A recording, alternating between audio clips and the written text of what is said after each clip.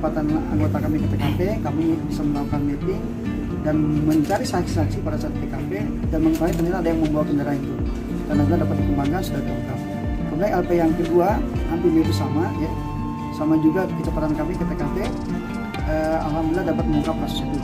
Nah yang lebih agak sedikit spesifik adalah yang TKP yang ketiga, karena yang diamankan langsung 2 orang dan 2 KR 2 pelaku sama 2 KR 2. Nah ini ceritanya lebih unik lagi karena sebetulnya perlu saya sampaikan lagi ke belakang, ini semuanya residivis ya. Jadi yang ditangkap sama kami sebetulnya sudah lebih dari 2 kali melakukan hal yang sama.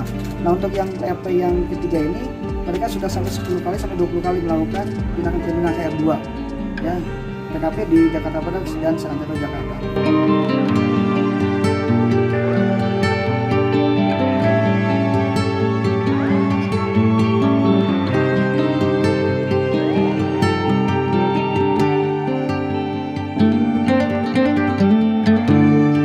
Lagi yang tadi kami sampaikan dari awal bahwa mereka sebenarnya ada pemain tunggal, tapi karena mereka sering masuk LP, duet maut ini ketemu di LP, janjian setelah LP mereka main bersama satu kelompok satu jaringan dan barang-barangnya dilempar ke Banten, ke Sukabumi, Pelabuhan Ratu, Bayah dan Malioboro.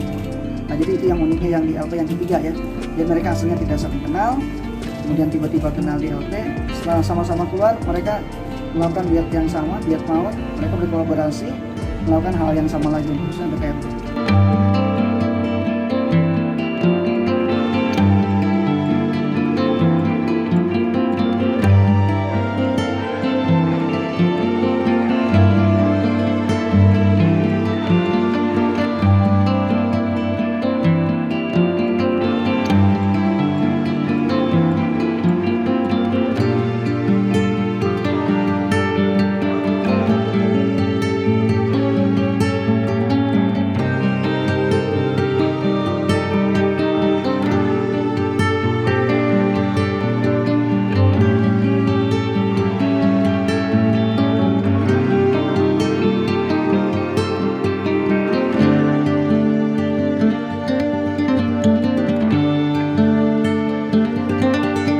Terima kasih sudah nonton.